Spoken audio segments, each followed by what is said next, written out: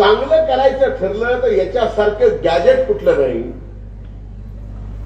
आणि वाईट सवय लागायची असल्या तर याच्यासारखं दळभद्री दुसरं काही. शिक्षणावर बोलावं तर या मुलांच्या समोर शिक्षणावर आपण बोलावं.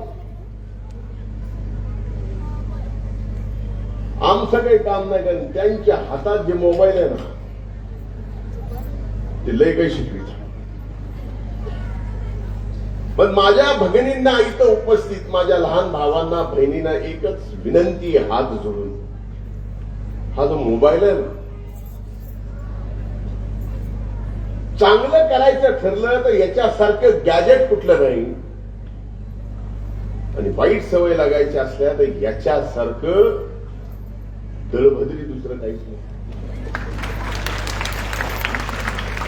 म्हणून मी आपल्याला या ठिकाणी सांगतोय की याचा उपयोग एवढा चांगला करा की आमच्या या ग्रामीण भागातल्या शाळेतून सुद्धा निघून एक IPS, एक IAS, कुठे कुणीतरी IIT ला गेलंय, कुणी MIT ला गेलंय, हे आम्हाला या आमच्या डोळ्यांनी बघायचं.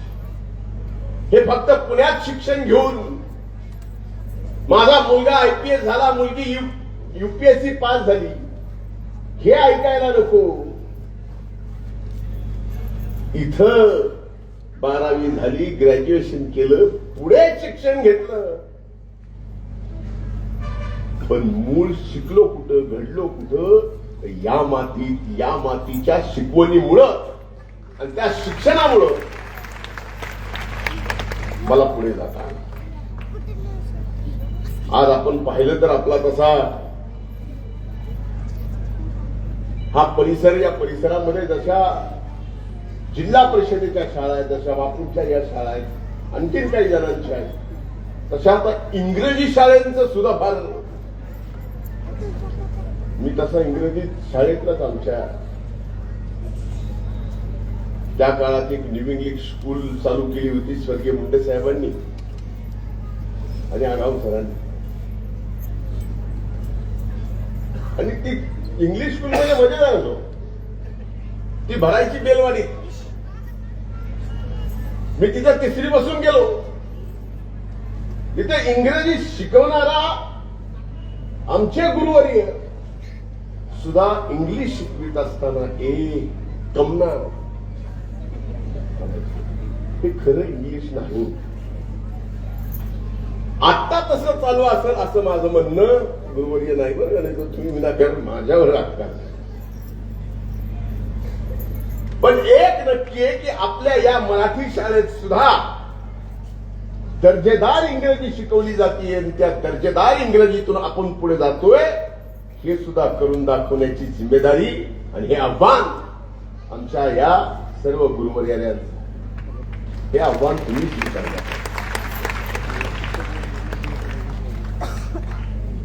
मला आजही आठवतं की माझ्या राजकारणाच्या सुरुवातीपासून पट्टी वडगावला पहिल्यांदा 2002 ला इकडेच उभा होतो.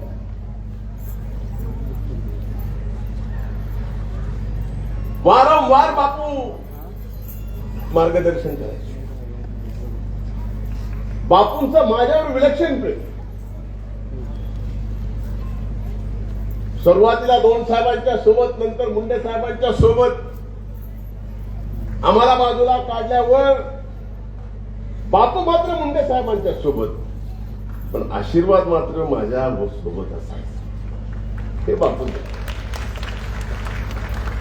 हळू कुठल्या तरी मार्गाने आपल्याला मार्गदर्शन करावं आणि त्याच्यातून आपल्याला मार्ग सापडावा आणि यश मिळावं, हे बापू. म्हणून आज इथं सगळं पाहिल्यावर असं वाटायला लागलं की मला वाटत नव्हतं की ही एवढी लहान आपली लेकरं. मी इथं आल्यावर, संदीपजी तुम्ही इथं आल्यावर काय उत्स्फूर्त प्रतिक्रिया त्यांनी टाळ्या वाजून या ठिकाणी दिल्या.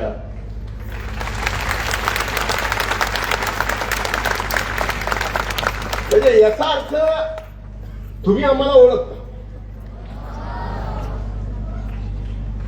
पण मला सांगा, अशातला एखादा हिंदी चित्रपट आठवतो का तुम्हाला? नाही? कुठला? काय म्हणते? धुरंधर. तर धुरंधर मधल्या हिरोचं नाव सांगता येईल का? अक्षय खन्ना म्हणतायत.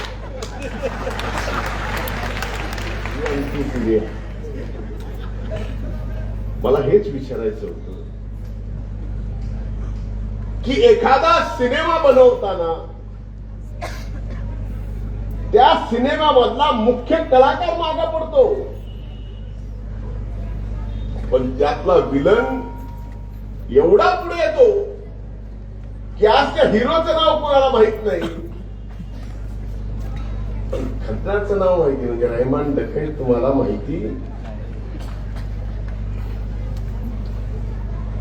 रणवीर सिंगचं नाव कोणाला माहित नाही. काय नाव सांगा बरं त्या पिक्चर मधलं?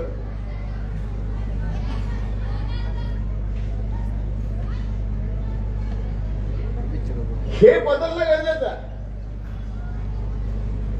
या अशा चित्रपटातून मी हे एकच नाव सांगतो असं नाही, याच्या पूर्वीचे पिक्चर बघा, यात सुद्धा हिरो आज त्यांचं नाव होत नाही, विलनचं नाव होतं. हे जमाना, आणि तशा जमान्यामध्ये राजकारणात आम्ही संधीची संघर्ष करतोय आणि टिकलो यामुळेच या मायबाप जनतेचा आशीर्वाद आमच्या पाठीवर.